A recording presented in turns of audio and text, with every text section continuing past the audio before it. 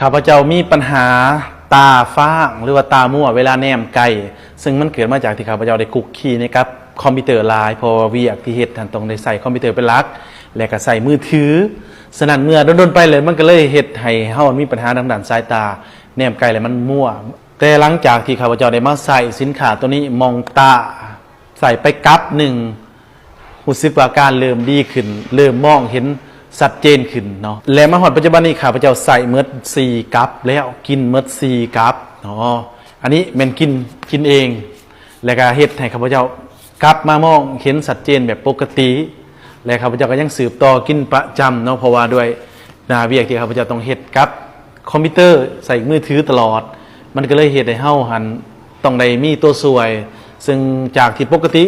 แล้วกินมื้อละเม็ดก่อนนอนปัจจุบันนี้หลังจากที่มันกลับมาปกติแล้วข้าพเจ้าก็กิน2 มื้อต่อ1เม็ดอันนี้เป็นผลิตภัณฑ์ดีๆเนาะมองตาเพื่อนๆก็สามารถ